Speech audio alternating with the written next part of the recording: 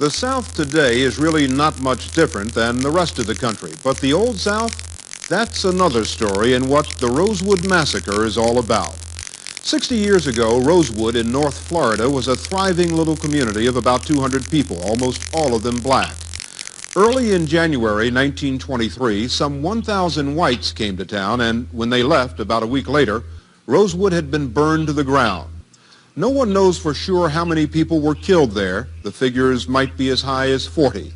For 60 years, the story of Rosewood remained secret and was only uncovered recently by Florida newspaperman Gary Moore, who is writing a book on the massacre at Rosewood. Rosewood. There's a road sign proclaiming its name, but no memorial commemorating its dead. Located 9 miles from the Gulf of Mexico at Cedar Key, Florida, Rosewood today is little more than a trailer park. You search in vain for any sign of a slaughter, for any hint of the mass murder that took place here a long time ago. Well, what did it look like? It's a big blaze. You seen things on fire. A big blaze, just burning down. Just burning up the whole thing. Just burning up my grandmama's house, churches, and everything. They burn up everything we had. All our clothes and everything. Yeah. They burn it up. Why did they burn everything? They was mad. But you were just little children. I know it. What did we care? They didn't care. They killed us. I was about 8 years old.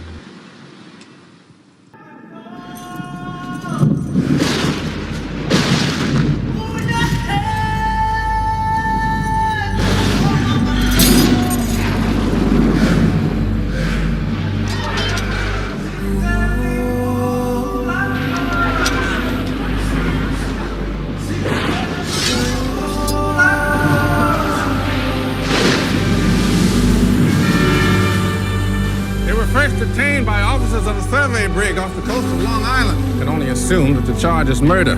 We do hereby claim salvage on the high seas of the Spanish ship La Amistad and all her cargo. Your Honor, here are the true owners of these slaves. These slaves, Your Honor, are by rights the property of Spain.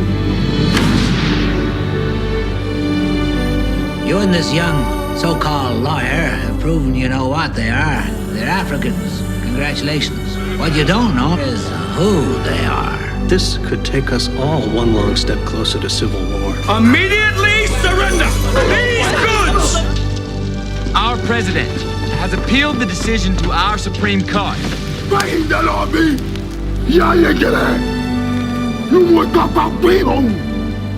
We have to try the case again.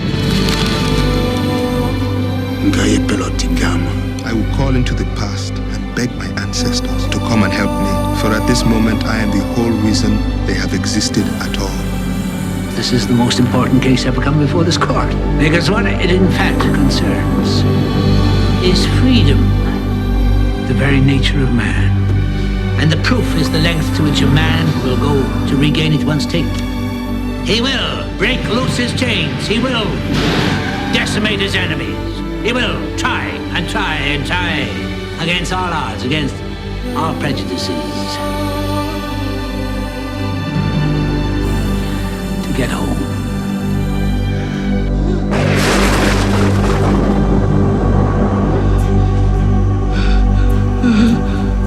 I want to hear you say your name. Your name is Toby. What's your name? Kunta.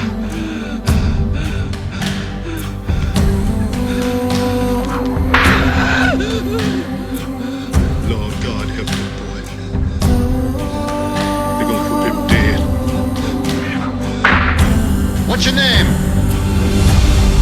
Say it. Toby. Who are you? Say your name.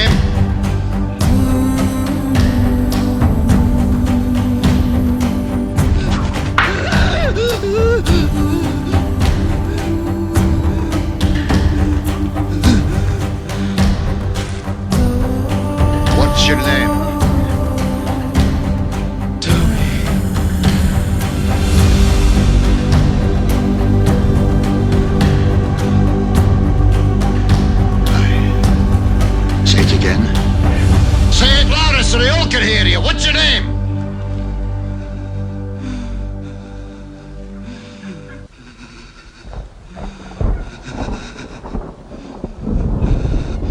Toby. My name is Toby. Aye. That's a good nigger. Cut him down. People make too much money off our pain, our anger, all the shit that we cause. It helps so many other more people. The detriment that's happening to us, nigga, is financial benefits for whether that's going to prison. Our pain is financial benefit for other people. Nigga, people make money during tragedy. And they rely on our tragedy, nigga, to fund a bunch of shit in this country. You really think these white people go give you money to help you, and you're really trying to help? That's why the people who really trying to help don't ever get the money. Nobody wants to fix this black community because people make too much money off our pain, our anger, all the shit that we cause. It helps so many other more people. The detriment that's happening to us, nigga, is financial benefits for whether that's going to prison. Our pain is financial benefit for other people. Nigga, people make money during tragedy. And they rely on our tragedy, nigga, to fund a bunch of shit in this country. You really think these... So he goes on to speak about, and I'm not going to read the whole letter. I'm not going to read the letter at all. I'm not going to even go through every point. But one of the first things that he mentioned that really stuck out to me kind of in his intro, he said the most important thing that we have to do is set the slaves, he's speaking about slaves in his time. I'm gonna say black people. He obviously just uses the N-word the entire time, but set black people against each other. He said we have to set the old black man against the young black man. We have to set the women against the men. We have to, and vice versa, men against the women and the young against the old. And I feel like there was one more that I wanted to mention. That light skin against the dark skin. I'm so glad I didn't forget that, or I didn't leave that out. The light-skinned black people against the dark-skinned black people, and vice versa. And he said that's how we'll be able to control them. He said once you do that, you don't have to do anything. You can sleep peacefully. The system will self-perpetuate itself. You don't have to do a thing. They'll do all the work for you. And they'll be so distracted with their envying and distrust that they won't bother to stand together, basically, to stand up against you. This is the advice that Willie Lynch was giving to other slave owners. And I thought that was so crazy. First of all, just because of all of the division that we do see in our world right now,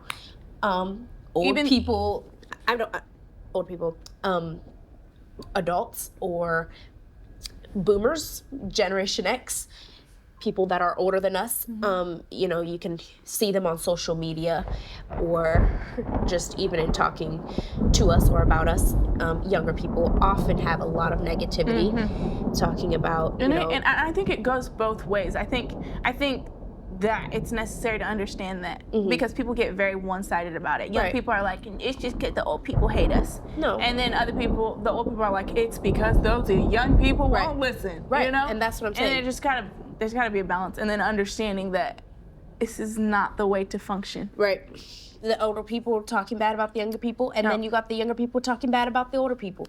You've got... Same thing with males and females, right? We've got women that want a women's liberation movement. And so we're going to do that by killing the men, or what? That doesn't even make sense. God created us to complement one another. And then you've got contention between dark-skinned black people and light-skinned black people. And it's so interesting that the advice that he gave the slave owners, we're still seeing it. And he literally said, this will go on for 300 years or maybe thousands. He said the ancient Romans would be jealous. He said the ancient Romans would be jealous of our strategy. He said this in the 1700s. I'm so tripped out because he said this in the 1700s, and he said this will go on for 300 years, and look at us. 300 years later, and we're still seeing it. We're still seeing it. Wild, wild, wild. And then the next thing that he kind of got into, what's the title? It says, let's make a slave, right? That was like the next section. Let's make a slave. Let's make a slave. Let me teach you all how to make a slave. So he kind of talks about how to break a group of people down. And something I thought was interesting, he said, what you have to do is you have to kind of destroy the image of manhood in the presence of everyone. You have to whip them, beat them, even kill. He said take the meanest. The toughest. The meanest. He said the meanest, but I think he means the most spirited. The most alpha male. Oh, yeah. By the meanest. I think he means the most alpha male. That's good, yeah. Take him, he said, and him you kill in front of everybody. Him you kill. He said you don't want to kill very many, but you kill the most alpha in front of everybody. It's disgusting. It is horrible. I'm not even going to say on camera the way he described that you should kill him. It's disgusting. Well, it's disgusting that he said take the meanest male. Like, take the most... I don't know. And then he said, do that in the presence of the women. And he said... And the children, the women and the children. He said, what will happen is that you will psychologically break the women. Because their thought of how a man is will be forever shattered. And then because the other man, they said, kill the alpha. Yes. The rest of the men, beat them almost to death. Beat them almost to death. And they said it will scare the women so bad that they will stop depending on those men. He said what we'll do is we'll reverse nature. Right. Right. In a woman's natural state, she will naturally depend on her men. That's how God created us. We love feeling safe. We love feeling secure, and men love giving that. That is just natural. That's how it should be. But he said, here's what we'll do. We'll reverse that. And he said once those women see that, they will become in a frozen, independent state. And what they will do is they will raise all of their young men to be weak and docile. But only in their minds. In their mind. But strong physically in body. Strong. Because she don't want them to die. And she will create her daughters to be the same as her. Independent. To be independent and not to lean on those men. And he said, we will not have to do any work anymore. Those women will make sure that those men never rise up again.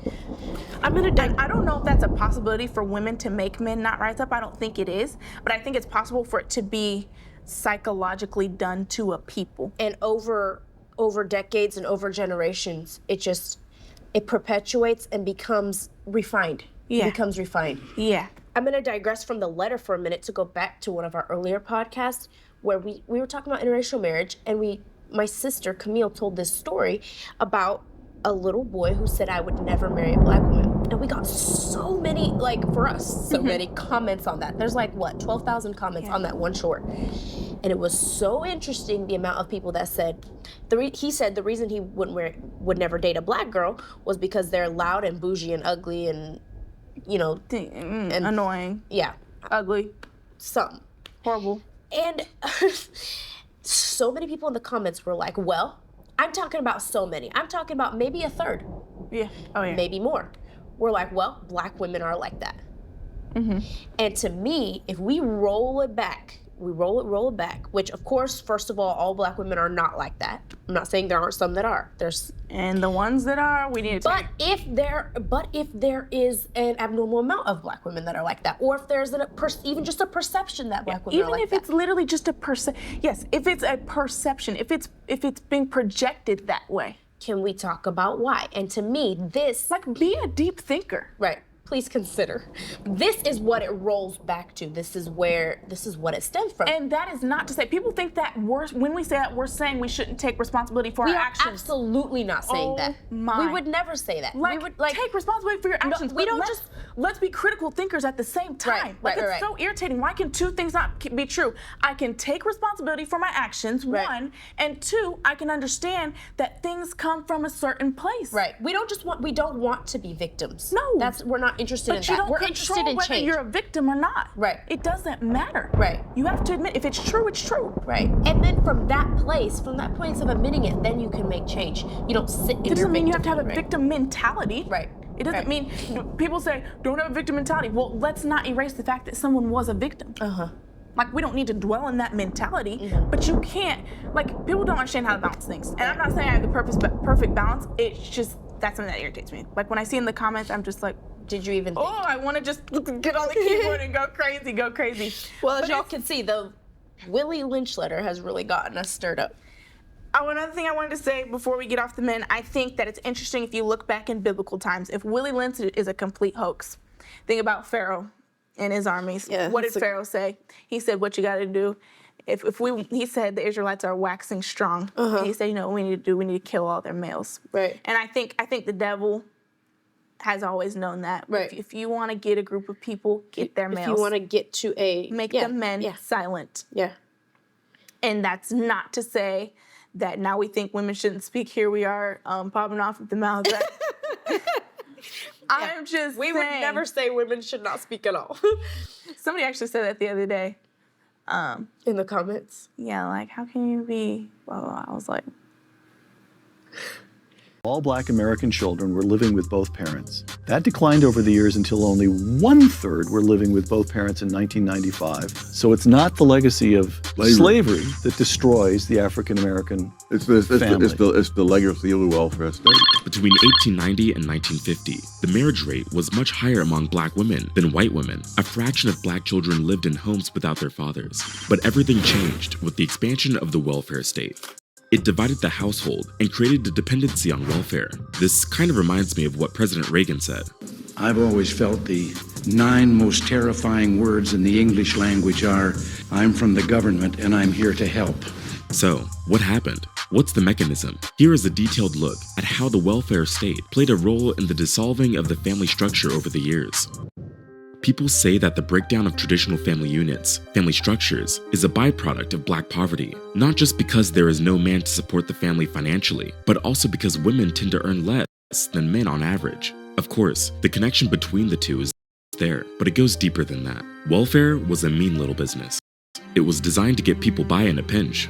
Public assistance programs, like welfare entitlements, have been a part of American culture since the 1940s. Unfortunately, like in many other aspects of government institutions, Black Americans were left out. In time, Black people could also get financial support, but it wasn't easy. Mothers who applied for checks had to let social workers inspect their homes to see if their conditions were suitable for welfare. These workers also had to make sure no man was living in the house. But even if they qualified for support, the amount they received was meager and not enough to build a stable life.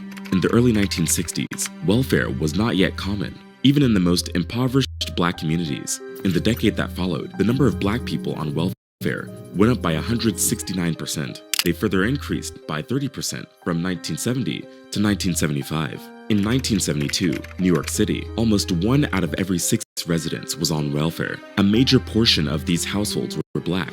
Although Black people were only around 1/10 of all Americans, they made up almost 50% of all welfare recipients by the late 70s. A recent UNICEF report showed that many children under 18 in America struggle financially, and African American children are nearly 4 times more likely to be in poverty than white children. Though the number of families receiving cash assistance has decreased since 1996, child poverty rates for Black children in the US remain high.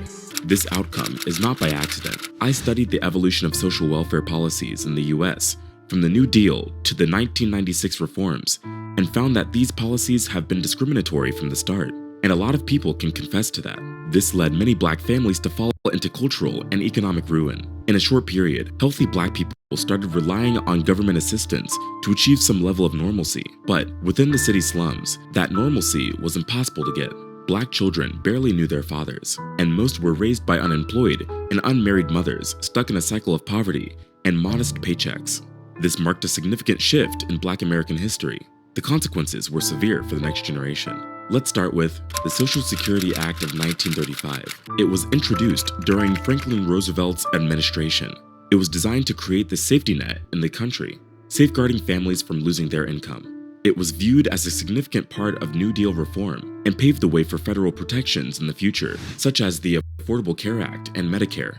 This policy had 2 main parts. The first part had social insurance programs that provided financial support to dependents of deceased or incapacitated workers and Social Security for retired older Americans. The second part comprised means-tested public assistance programs, initially known as Aid to Dependent Children and later renamed Aid to Families with Dependent Children. In 1962, under the Kennedy administration, ideally, it was believed that as the overall quality of life in the country improved, more families could support themselves without needing financial assistance from the ADC program. Eventually, the ADC program would become unnecessary and gradually phase out on its own. But this posed a major problem for Black Americans. Like any other component of the New Deal, the origins of the Social Security Act were deeply rooted in racism. During the 1930s and 1940s, Black people had to deal with widespread racial discrimination in the workplace. They held low-paying jobs, often paid in cash and off the books. This made him ineligible for social insurance programs. The ADC program was an extension of state-run programs that supported widowed mothers, but mostly benefited white widows. The states decided eligibility and need, and since the separate but equal doctrine was in place, blacks were still excluded from fully participating. Jim Crow laws and the separate but equal doctrine led to a system with different services for whites and blacks. But as we all know by now, they were far from equal. States made efforts to cut down ADC enrollment and costs. They proposed residency requirements to prevent blacks from the South from qualifying for the program. In 1935, there was a hearing on a bill, and the NAACP, an organization that fights for civil rights, expressed their concerns. Southern politicians wanted to exclude agricultural and domestic workers from the bill. This meant that many black workers couldn't get the support they needed. This exclusion would particularly affect black sharecroppers and cash tenants, who were already struggling to make ends meet. Even though the NAACP was highly against it, the Social Security Act was approved. That's why 65% of African Americans nationwide were not eligible for benefits, and an even larger percentage of these black families in the South were excluded from the program. In the 1950s and 60s, things got even worse for black families. Welfare checks incentivized single-mother households, and there was one rule that ruined it all: the man-in-the-house rule. Black families have long been the victims of income inequality and bad government policies. The irony, of course, is that conservatives pushed black mothers to break their families to get welfare. Before 1968, many states and administrative agencies created and enforced the man-in-the-house rule. This rule basically meant that if there is a working or healthy man in the house, the government can't help you.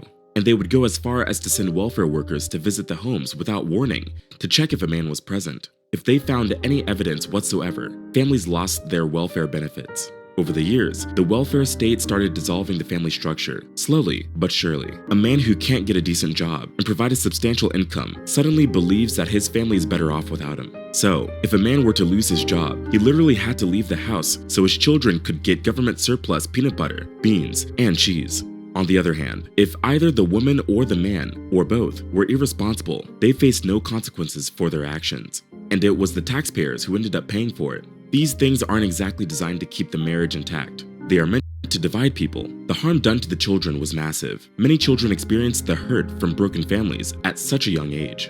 In 1960, just 33% of black American children didn't live with two parents, but by 1988, that rate went up to 61%. In that time, the proportion of black children born to single mothers rose from 23% to more than 60%. This is exactly why we can't judge government policies based on their ideals, but based on their results. And these results, well, left a ton of households fatherless. I mean, think about it. What would the result have been if this welfare policy had required the opposite of that both parents live in the same home and care for their children to receive government assistance? The welfare state did what slavery couldn't do. It broke families apart. And broken families fuel poverty. The structure of the family can influence the choices children make. For example, boys raised without their fathers are more likely to drop out of school, get violence, use drugs, or go to jail.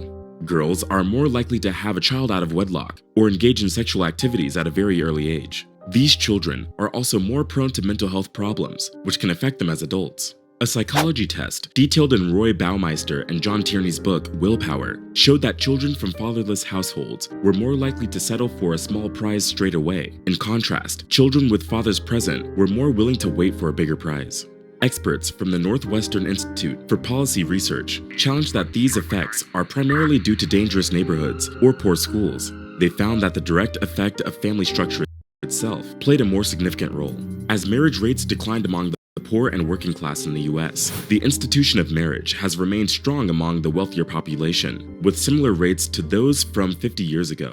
At the same time, the decrease in marriage among the working class has led to a significant rise in out-of-wedlock births, often to couples who are living together without being married. This happens because people view marriage as an ideal situation, but feel it is unachievable, yet they still want to have children. In the mid-1980s, the rates of fatherless households dramatically increased. Today, just 44% of black children live with their fathers. Also, a lot more black children are born outside of marriage. The rates of such cases went up from 24.5% in 1964 to 70.7% by 1994, which remains at a similar level today. Many people blame the expansion of welfare programs for the breakdown of black families.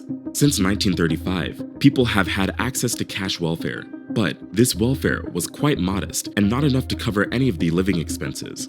With Johnson's Great Society, which began in 1964, welfare benefits became much more generous and controlled. When I mean controlled, I mean crazy. The man-in-the-house rule discouraged marriage because it provided welfare assistance to mothers if no man was living in the house. If a mother married an employed man, even one earning the minimum wage, it jeopardized her financial support. These benefits were huge. The Great Society programs offered a way out for low-income black families.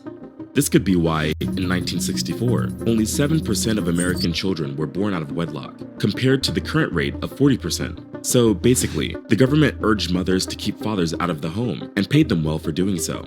Shifts in the labor market and deindustrialization greatly impacted job opportunities, especially for low-skilled workers. It hurt both whites and black people, but black communities were the most affected. Here's an example. Imagine a city like Detroit, where the manufacturing industry was the top employer, and many black men held manufacturing jobs. Here, in the 1970s, 56% of black men were in the manufacturing industry, but by 2000, it dropped to 26%. Over the years, technological advancements and economic shifts created a demand for skilled workers in other sectors, like healthcare or technology. These new jobs required a higher level of education and specialized skills. The problem was the lower level of education among black men on average. As jobs increasingly required education beyond high school, black men faced many challenges. This made it harder for them to adapt to the changing job market and find new employment in other industries. White men were better equipped to handle the changing job market. They had higher education and a greater chance of securing well-paid jobs in emerging industries. Then there was the 90s gear change. In the late 1990s, efforts to reform the AFDC program took on more subtle forms of racism. Critics claimed that the program encouraged out-of-wedlock births, irresponsible fatherhood, and dependency across generations. During this time, there was a lot of public concern about the cost of welfare programs. Some people believed that the programs contributed to rising taxes and national debt. It tapped into public fears and created a seriously negative perception of people who received welfare. There were a lot of misconceptions and stereotypes about those who lived in poverty. So, the reform bill that was eventually passed replaced the AFDC with TANF, Temporary Assistance to Needy Families. The new bill imposed stricter work requirements, expecting single mothers to find work within 2 years of receiving benefits. There was also a 5-year limit on receiving benefits. To promote traditional family values, teenage mothers didn't receive benefits. But that was not all. If a father were to fall behind on child support payments, they could face threats of imprisonment. The bill restricted the use of federally funded TANF for certain groups of immigrants. There were also eligibility limitations on Medicaid, food stamps, and supplementary Social Security income, SSI. These measures were just too harsh. They made it difficult for families in need to get proper financial support. Instead of addressing the root of poverty and creating new employment opportunities, it just punished those who already struggled financially. Well, today, modern problems require new solutions. According to Forbes, the economic status of Black Americans is still far behind compared to white people in terms of stock ownership, net worth, income, home ownership, and other metrics. In the United States, Black workers earn about 30% less than white workers. Almost 50% of Black workers are working in retail, food services, healthcare, and accommodation, and a huge chunk of these workers are doing lower-paying services. Imagine getting paid more than 40% less than white men for doing the exact same job. If you are a Black woman in the US, this is more likely to happen. In 2020, Black women earned around 58% of what white men earned on average. Similar to Latinas and Native women, Black women face a much more significant pay gap compared to all women. This is because they face both racism and sexism in the workplace. Today, the Social Security program is a backbone for many Black families. It protects them through disability, retirement, or death. The program is crucial because African Americans often lack financial resources and have higher disability rates. The program is meant to help those who earn low income get benefits. Those who heavily rely on Social Security are older Black people with lower lifetime earnings and fewer pension benefits. For example, in 2017, 35% of married and 58% of unmarried older Black people received 90% or more of their income from Social Security. Despite its importance, Black Americans still benefit less overall from the program because of the ongoing pay disparities and shorter life expectancies. These factors result in lower lifetime earnings and, in turn, reduce the total benefits received from Social Security. In 2005, President George W. Bush wanted to make some changes and planned to privatize the program. But the NAACP responded with a nationwide campaign called SOS, Save Our Social Security, and partnered with the Congressional Black to keep the program safe. It worked. Social Security is still an important support system for countless families. Unfortunately, our country has made very few efforts to reduce the disparities in wealth and income between Black and white households. Despite laws against pay discrimination, Black men earn 83 cents and Black women earn 62 cents for every dollar earned by white men. Also, practices like redlining or housing discrimination have made it nearly impossible or much less profitable for Black families to own homes. These structural barriers create fewer opportunities for Black people to accumulate wealth and save for retirement. When the pandemic hit, Social Security became even more critical. Many Black adults lost jobs, and many small businesses were forced to close. The coronavirus made it very difficult to keep up with mortgage or rental payments. The thing is, today, more Black Americans are more likely to enter a church to go to a funeral than to celebrate a wedding. Fatherless homes, declining marriage rates, and high divorce rates are challenging the Black community to the core. Imagine as a young child living in poverty with a single mother in a poor and drug-infested neighborhood. Over the years, you would have witnessed how this would impact your chances of success, like finishing high school and getting a good job. Because of this, many Black children are raised with little expectations or a sense of hope. Now, some might argue that it takes a village to raise a kid, but in reality, the urban public housing village is drenched in toxic influences like violence, drugs, and bad role models. And in that village, fatherless boys are left alone to figure out what it takes to be a man. So, where do they look? To one another. And in many cases, they turn to gangs and the streets. Girls' lives, too, are deeply damaged in fatherless households. Without a father figure, young girls can experience psychological and emotional challenges. They can have lower self-esteem and struggle to form healthy relationships with men. Teen pregnancy is a common problem. They can also struggle with economic hardships and poor academic performance. For things to change, we need to acknowledge that the absence of Black men is damaging countless households. To fill this void, it is essential to reunite fathers with their children, but also to teach the younger generation the value of family structures. But this is something that will take time and a lot of effort. All in all, the US welfare system is a clear reflection of its economic policies and the nation's long history of racism. From the very beginning, the policy excluded Black Americans who were already struggling financially. The man in the house rule only made things worse, which greatly impacted Black households. The expansion of welfare led to a decrease in fathers' involvement in raising their children, leaving mothers to struggle alone in jobless poverty. This created a new reality for poor Blacks, where work became optional, fathers were rare, and dysfunction became common. The lack of family loyalty and work ethic led to a new oppositional racial outlook among young Black males who often resorted to crime. Now, years later, the impact of the rule can still be felt. A lot of Black children have grown up without a father, and they can easily go astray. The situation is hard for overworked and exhausted single mothers. The more children they had, the harder it was to get a job. I just want to point out the brutal reality that led to such circumstances. And I'm going to go ahead and read the post to you, but let me just give you a little clarification.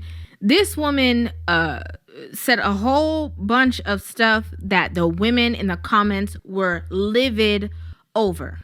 Once I start reading this, you're going to understand why. Okay. This woman said, females are no prize. Be realistic. Half us ran through at a young age. Half y'all want a man to pay all of your bills and expenses, hair, nails, outside food, etc. Half of y'all are messy as F, to the point you can't see the floor in your bedroom, can't clean at all, dishes be in the sink for days, even weeks. Half of you guys are abusive as hell and think it's so cute. Half y'all hop in a new relationship or situationships quick as hell and be insecure the entire time about the relationship and start acting controlling. Half y'all don't feel anything but lust for your man. Half y'all will cut off a man for taking advice from his own mama. Half y'all don't know what the F you need and want and don't trust them the entire time because of your own insecurities. And you treat a man like he's the one that played you in the past when he could in fact change your life and be a blessing.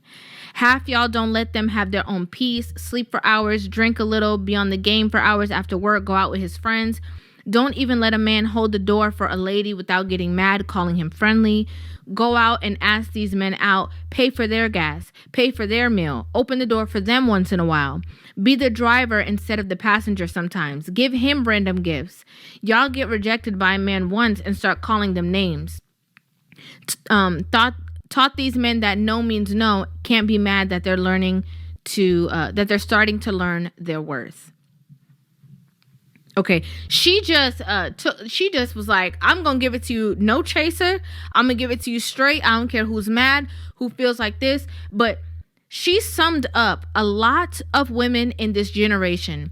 And you know what's so fun? I can't even say this generation. I have to say these times because I said it before in another video and I have to say it again.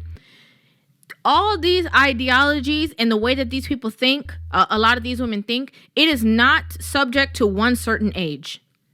It's not. Because you have women who are way older than me coming on here telling women, you the prize, you the one, you the this, and they still don't have no man. They don't have no relationship. They have no results. They have nothing. So it definitely doesn't have an age. But I love the way that she broke this down in layman's terms so that a lot of people can get it through their head. So, we're going to have to start from the top because she said a lot. Okay.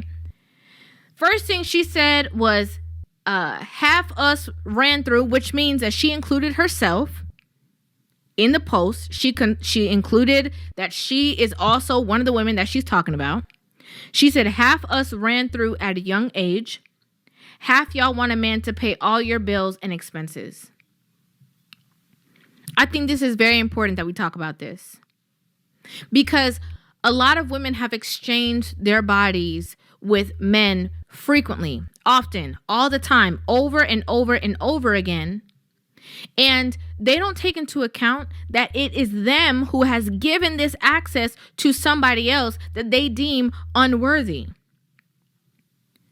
It can't be, all these guys, they ain't this. All these guys ain't that. They all trash. They all this. But you had no problem giving your body away to them regardless of that. Them being a waste of time or them, not treating you the way that you feel that you deserve to be treated never stopped you from being intimate with them. Never stopped you from getting in a relationship with them. Never stopped you from dealing with them. But then you have the audacity to say that, they're not meeting your qualifications or providing your list of qualifications. What sense does that make? You don't even abide by your own qualifications for these men that you say that you want. Because you'll sleep with them, but I'm not going to be in a relationship with you. You're not going to have me like that. It's a backwards way of thinking. Then she says, half of y'all want a man to pay all your bills and expenses. This is the thing that I don't get, right? This has been a conversation that comes up so often. And a lot of women keep talking about, 50-50. I'm not going 50-50, blah, blah, blah, yada, yada, yada, free. But if we're being completely honest, a lot of women want these things because, one, they've never experienced what luxury even is, regardless, from their childhood, from before. They want to live a life that they see other women living, but they're going about it in a way of transactional relationship. Right? And they don't understand the fundamental requirements to be a part of a transactional relationship, which goes back to this woman's first point. If you are going to be a part of a transactional relationship, which means that somebody's going to providing you with a certain lifestyle because of the woman that you are, how the heck can you be coming in, you're not fit, you don't know how to cook, don't know how to clean, you don't present yourself in a certain way, you just want to lay around, do nothing, and somebody is supposed to just come and quote unquote save you? Make sure your hair is done, make sure your nails are done. A lot of you guys want to get with men and have them pay these bills for you that you can't even pay for yourself. You can't even get your own hair done. You can't even get your own nails done. And you want a man to be able to come in and do that for you? What sense does that make? Also, you want him to elevate you. So what are you bringing? What are you going to do? This is the next point. Okay, she said, half of y'all messy to the point you can't see the floor in the bedroom, can't clean it all, dishes be in the sink for days. And I want to add on to this, okay? And this is like, think of this as like a mama energy, okay? A lot of these women talk about all the things that they want. You know, they want the hair, the lashes, the nails, you know, the this, the that. They want all of these things done to the outer, but aren't even up to date on hygiene. They aren't clean. Their space around them isn't clean.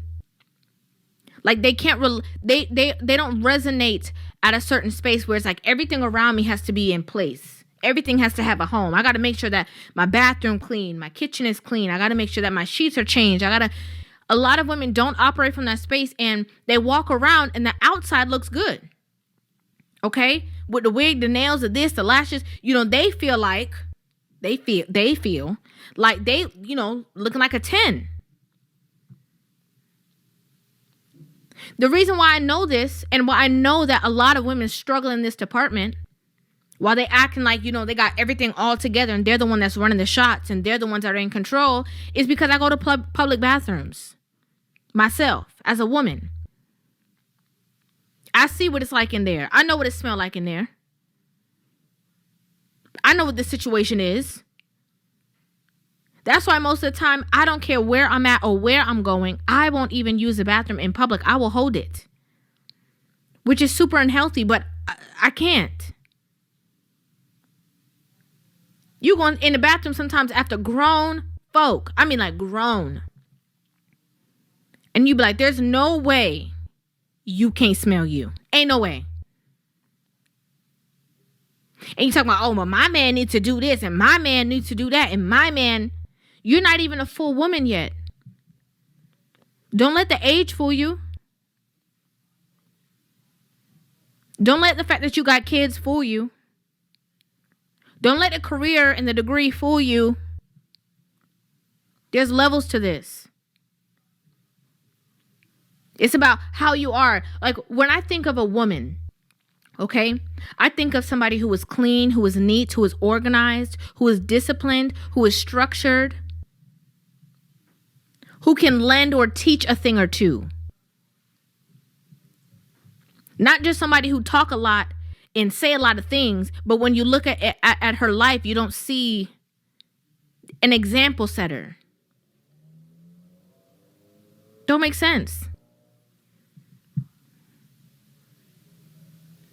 Next thing she said is, you know, you can't clean it all, dishes be in the sink for days, and can't cook either. Can't cook either. And this is something that's been on my mind for a little bit. I see a lot of people taking notes from like a lot of these people on social media on how to cook, and then they're buying these cookbooks and stuff like that. And everything that I'm seeing in these cookbooks is stuff that's going to lead to high cholesterol. And I understand that you have to learn somewhere, right? I understand that, you know, they're trying to just ease their way in and they want to be like the big mama in the house cooking. But can we just talk about something that's a little bit off topic, but not really? Big mama had high cholesterol, high blood pressure. She has sugar. A lot of people are so desperate trying to prove like, oh, I'm the prize and I cook and I clean, that they're not even health conscious. They just be making stuff. Don't even understand the dynamics. They just making it because other girls know how to make it and they want to make it too, but aren't thinking about the effects that these foods are going to have in your body, because it's not about that for you. It's about a show-off contest. Learn it from people who, because they got their body done and look a certain way, that you're assuming that they're healthy. Okay, that's for a different day. Conversation for a different day. Anyway, next point was half of y'all are abusive and think it's so cute. I've said it before. I had a video, more than one video of women having these crazy contests. Trying to prove how crazy, oh, my man, no, he can't do this because if I do this and he do this and, you know, I'm going to whoop up on him and I'm going. No man don't want that. If a man is entertaining you at that level of toxicity, just know he does not see a future with you and he's having fun with you. If a man is allowing you to behave and display toxic behaviors, walk around thinking it's cute, just know that you here for a good time, not a long time. Okay? Because real men are not about that. They can't take the nagging. They can't take the arguing. They can't take the fussing. They can't take the fighting. They're not doing it. They don't got the time. They value their peace too much. Either he's making an exit strategy, he was trying to work with you, or like I said, you here for a good time, not a long time. He having fun in that toxicity. But he's not taking you serious. He don't want to be with you for real. He only dealing with you to get what he's getting out of the deal, but it's not because he want to be with you. Not because he's so in love with you.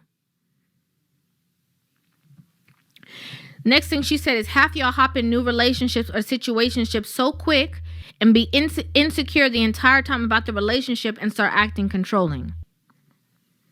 Child.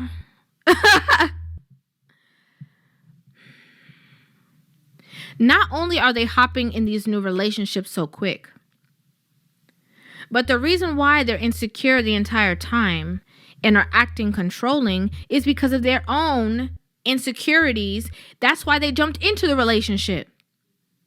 They wanted somebody to be with them to validate that they are good enough, that they are worthy of something. All their friends got a man. They want to make sure that they can jump in the situation and get a man too, so that they don't feel less than. But there's trauma there. They want to know who you texting. A lot of these women are out here arguing with a man because they don't want to get cheated on, and they have never been cheated on in real life. They're going off of other people's situations. They're going off of movies. They're going off of TV. They're going off of what they heard somebody else say about how you can't trust men. And they have an invalid space that they're resonating from. They are not resonating from a lived experience. They are resonating from a hypothetical maybe if, somehow, someday, some way. It's so stupid. So foolish. Half y'all don't feel anything but lust for your man. Half y'all will cut off a man for taking advice from his own mama. This is pinpoint. Okay? This is pinpointing. There's a lot of women out there that only feel lust in general for any man. And this goes back to the first point. Sometimes they're insecure in the relationship because they know what they do. Sometimes these women want to go through your phone and see who you texting because every time a man walks past them, they feel something and they want to explore it. So now they thinking, oh, well, if I feel this way, he must feel the same way too. No, that's just you. Because again, all the way up to the top, you done been ran through. Now that gate is open. Now you always want to experience something new. You get bored quick. Operating off of masculine energy. Now you just want to be around and explore. It makes you insecure. Women who sleep around often or a lot, I'm not saying all, I'm not saying the majority, but a lot of women who sleep around a lot have very strong insecurities that they are hoping somebody out there can find and cure.